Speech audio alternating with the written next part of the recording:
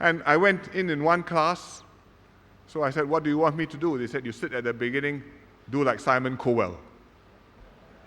And the class was doing catwalks. They had practice, trained, so they were making the students come in one by one, walk up to the front, turn around, go back, walk to the back of the class, and make a 1-minute presentation why you should recruit me for your IR. Very good. And after that, the classmates critique them.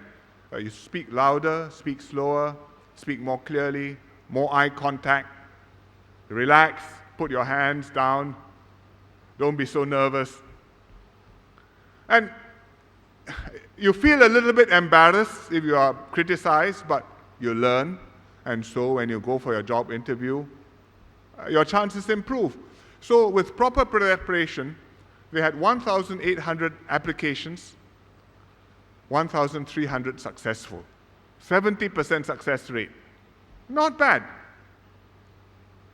So I think that there's a lot which individuals can do to help themselves. But unfortunately, there are some job seekers who are still doing wait and see. So E2I said, yes, these are good signs, but sometimes I think people can try harder. They had a job fair, 450 vacancies. They invited job seekers who were suitable, and only 1/3 of those who were invited actually turned up. So I think that's risky, because if having been trained, you don't get a job promptly and practice your skills, you will lose those skills, and then it will be wasted. So take the jobs which are available, even if it isn't your first choice.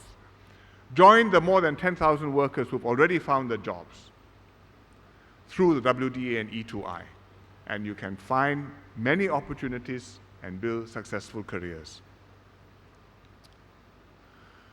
So we have to work together and we have to work individually.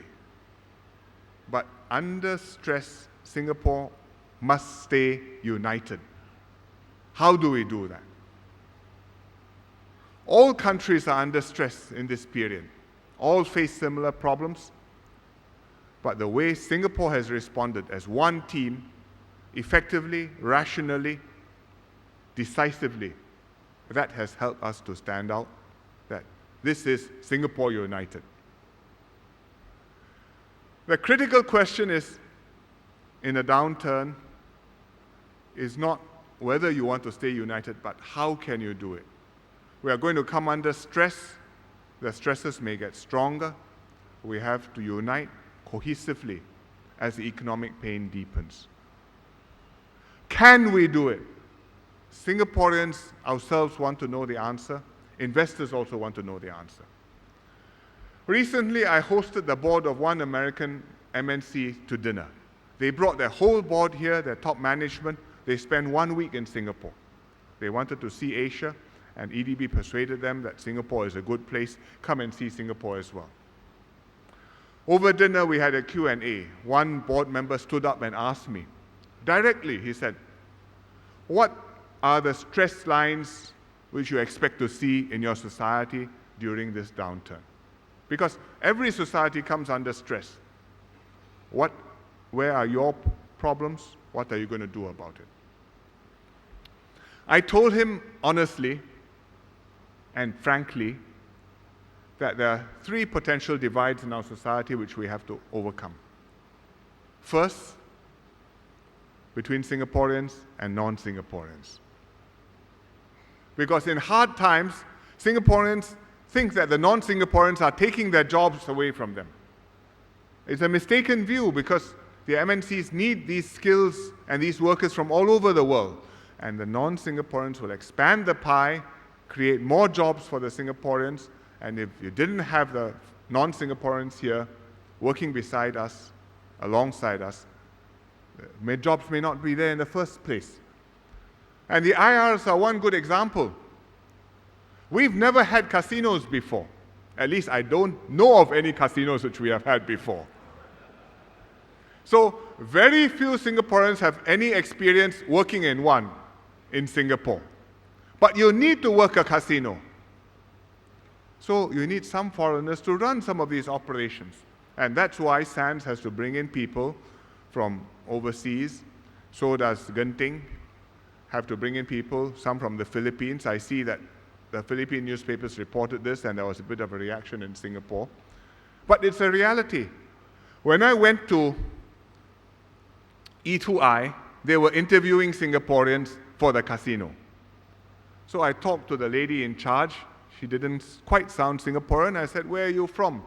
She said, "I'm from Macau." I said, "Are you from Macau?" She said, "No, I'm Shanghainese working in Macau." So even Macau needs foreigners working there, and they came here, and she was in charge of the recruitment operation. And her interviewers, who were interviewing the Singaporeans for their jobs, many of them had to come from Macau also. Because you need to have a sense of the person, whether they have the right skills, they have the right touch, they can be trained fully for counting chips. You need some foreigners, but the majority of the IR jobs will go to Singaporeans, otherwise we wouldn't bring the IR here. So we need to explain these facts to workers, and in a downturn, we need to work harder, explain it even more persuasively. That's the first stress line we have to manage. The second stress line we have to manage is between the successful Singaporeans and the not so successful Singaporeans. In the last 10 years, our income gaps have widened. It's a problem. We've talked about it. Worldwide, it's a problem. We know it's happening. And the government has done a lot to help the lower income Singaporeans. We have CPF top-ups, we have the workfare incentive schemes, we have the HDB additional housing grant, more support for the lower income. So many programs. But in a downturn, we must make sure that the less well-off Singaporeans don't feel left behind, don't feel neglected, don't feel they are bearing an unfair share of the burden. Therefore, the more successful Singaporeans must take the lead in belt tightening. So, companies imposing austerity measures must start from the top. Take the lead, cut earlier, cut deeper for the senior management, lead by example. And in the government, we have led by example. The senior civil servants, the political appointment holders, the ministers, no decision was made, but when the economy turned, straight away salaries cut 20% automatically, because there's a formula. GDP went down, bonus went down. This year, bonus zero. And that's the way it has to work. In the resilience package, we've also weighted the benefits heavily towards the lower and the middle income groups. So the second stress line we have to manage is between the well-off and the less well-off, the high and the low income. Make sure we are together.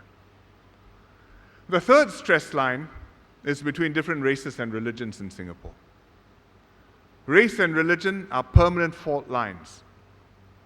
In a downturn, we are concerned that minorities, non-Chinese workers will be more affected because larger proportions of the Malay and Indian workers have lower skills, and lower skilled workers are more vulnerable. It happened in the last recession. It will likely happen in this recession. So we must make a special effort to get these low-skilled workers trained and ready for the jobs which are available. We also have to remind employers to hire equally and retain equally, based strictly on merit and performance. Because when you're under stress, when you're having to decide whom to keep, whom to drop, you have to be completely fair, otherwise we will have big problems in Singapore.